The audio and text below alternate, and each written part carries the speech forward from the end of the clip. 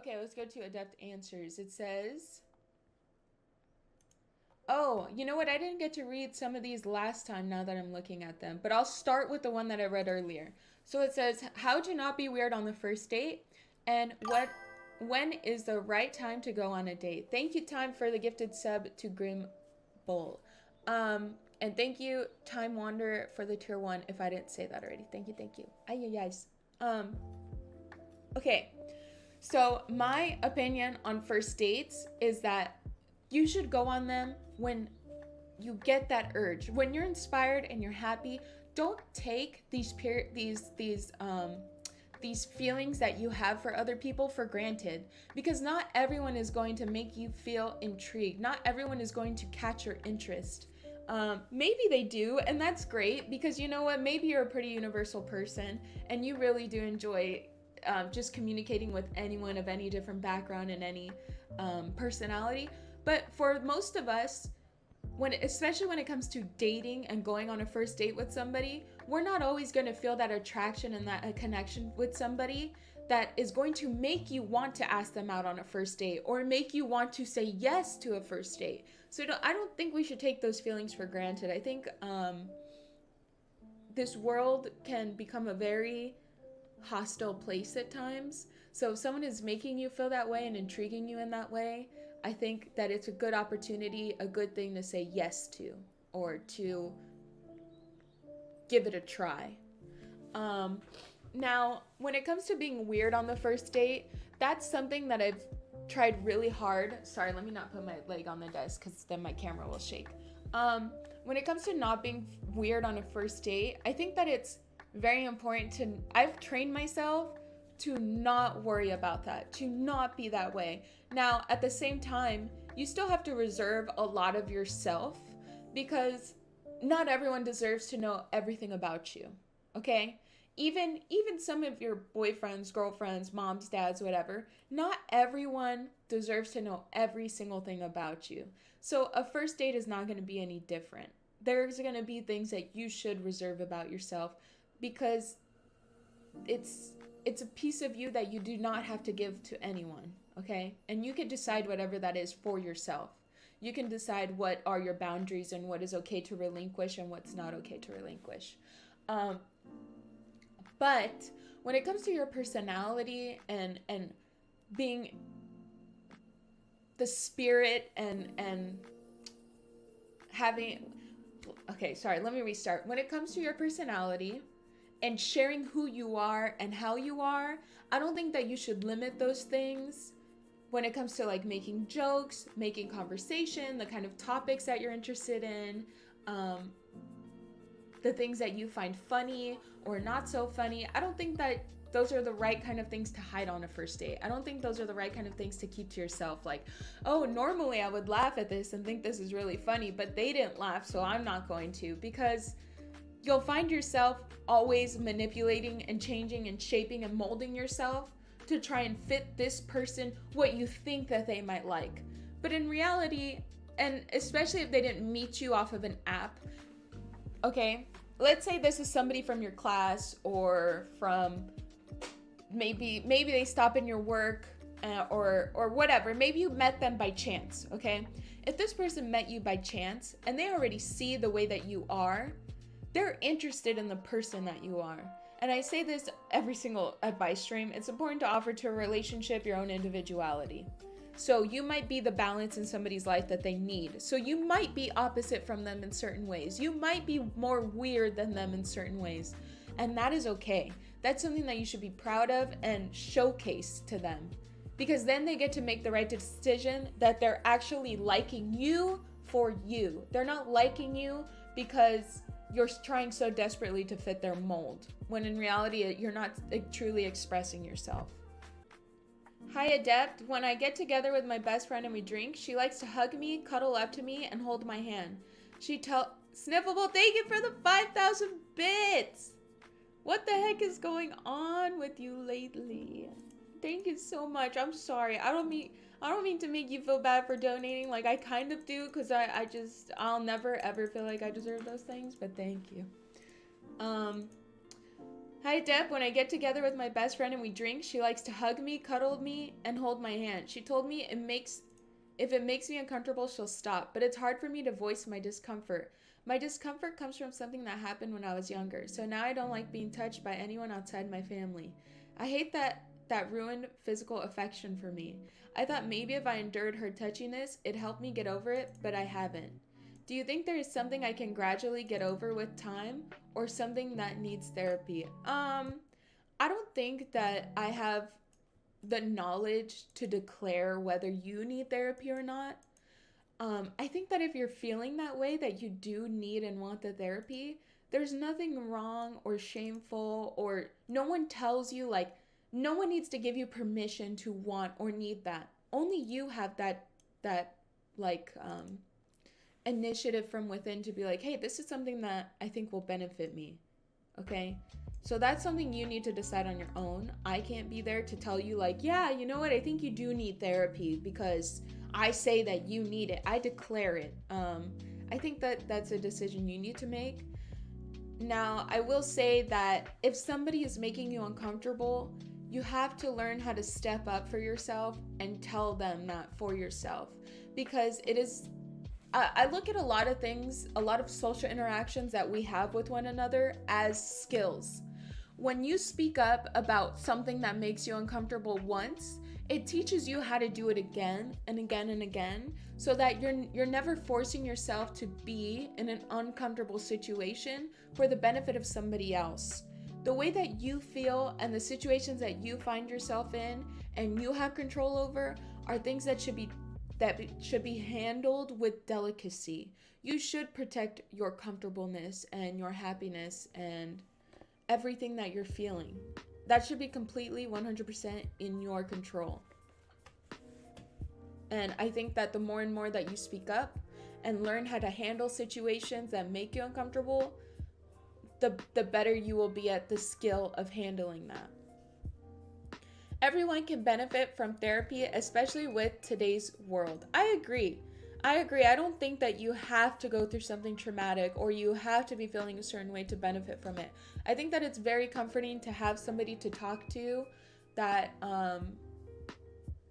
will not shame you or release your secrets, or, you know, it's just nice to have somebody to talk to. Oh no! Did I say 5,000 earlier? Did I say 5,000 and you just gave 5,000? I'm so sorry. I did not mean to say 5,000 if I read it instead of 500. I'm so sorry. I feel really bad now. Thank you for the 5,500. Oh, yikes. Oh, yeah, I just scammed him.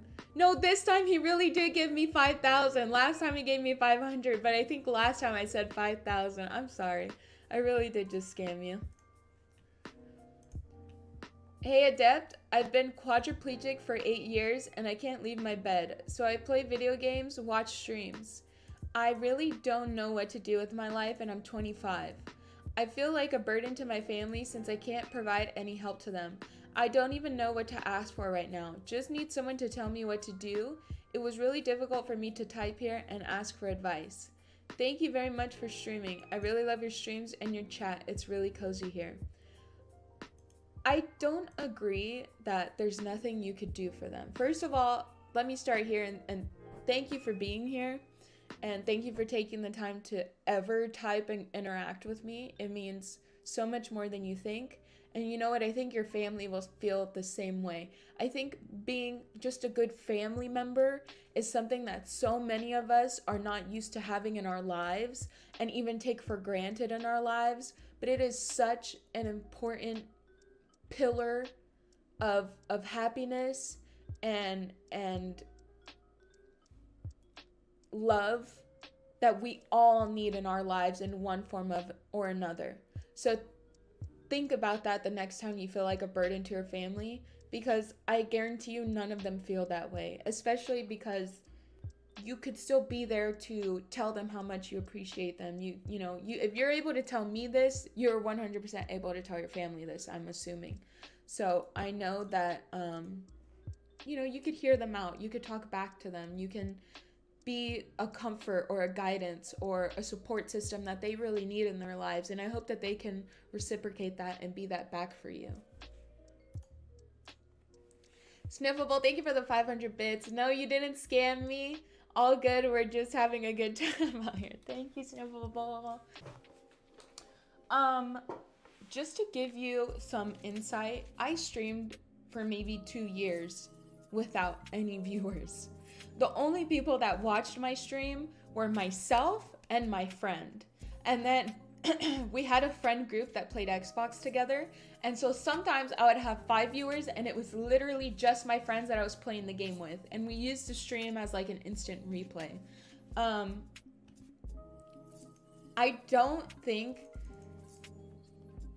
I don't know. It's really hard for me to connect with this mindset. I think this is a very dangerous mindset to consume yourself with. 8 or 9 people watching you and spending their night being comforted by your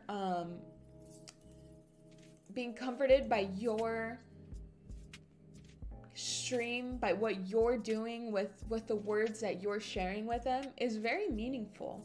That's like, think if 8 or 9 people were sitting in this room with you and all they were doing was watching you play video games. That's something that you've probably never ever experienced in your life. And they're just sitting there watching you in your room, okay?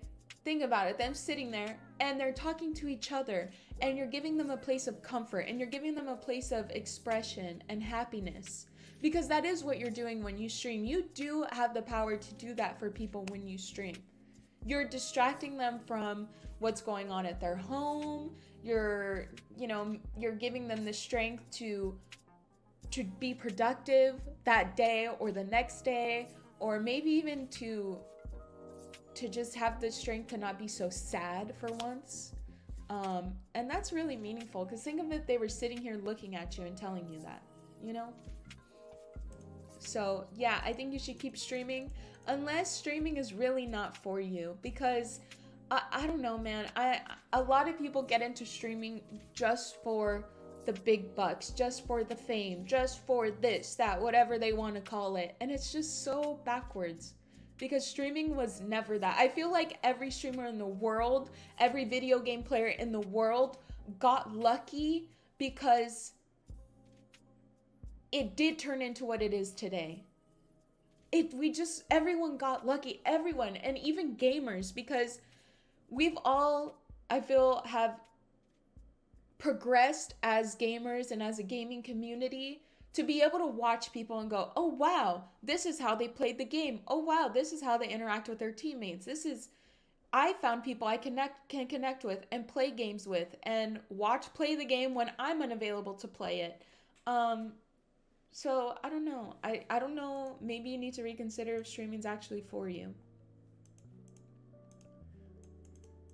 My name's Tom. I'm 17 from Australia.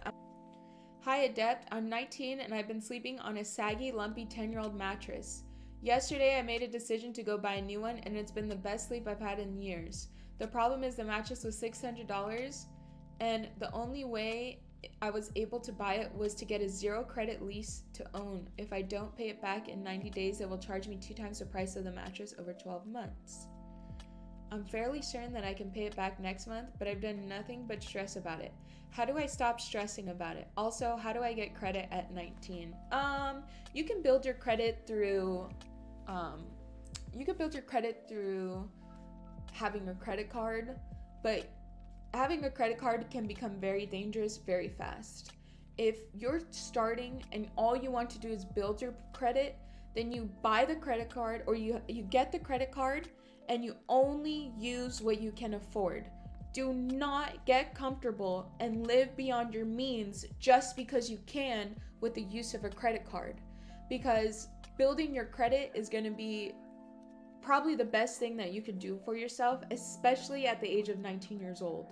So you get the credit card and use it only along with your cash. If you have cash of $900 that you could spend, or the $600 you're saying to spend on the mattress, then only spend up to that $600, okay? And then you'll slowly build and get good credit that way. I'm sure chat, if you know of any other ways to build good credit, please state something very simple that they can Google or find or do on their own. Please, I would appreciate that. Thank you, Hype Man. Now, the other part of it, when it comes to something like, I don't mean to diminish $600. I know $600 is a lot, but when it comes to something like paying money off for a debt or what you're saying at $600, that's something that you can literally watch and track if you're going to do it or not. So look at it, put the money aside, and know that this $100 is to pay off my $600. Here's how far I have to go, right? It's not something like stressing over something, I feel like a test. When you stress over something like a test, you go, do I actually know? Am I prepared? I don't know. I'm not sure that I'll understand that the memory will be there when I go to take that test. Because there's almost no way you can for sure definitely track that aside from just knowing the answer through studying or common sense or whatever. But when it comes to something like money, and it's like a set figure of $600, you can start setting money aside and watch that gap close off. So putting aside, I don't know, $50 a week, then you'll see that money accumulate and you'll see how far you have to go. So write it down, set it aside, pull out the cash from the ATM, set it aside, and watch the money accumulate. Don't stress over it. I know that this is like a forehead, like just don't stress, lol. But I just don't think that this is something that is worth investing that much stress into doing. I get it if you can't live, if you're living paycheck to paycheck and you're stretching every single dollar you have, now that's something that's a little different. But if you can cut out expenses like eating out when you could be cooking at home, or maybe transportation, or maybe drinking alcohol with your friends, or if there's something that you can do and be very honest with yourself, then I think that'll be like, I don't know, I just don't see it as something to stress over unless you're living paycheck to paycheck, in which case I don't mean to be insensitive. I'm just trying to give you like ways to manage your stress. Hopefully.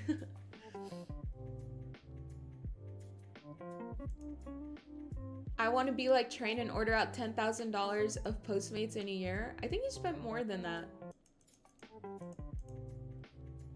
I don't even know that 10,000 in Postmates a year. Yeah, I'm pretty sure it's a lot more than, yeah, 60K, 75, yeah, exactly.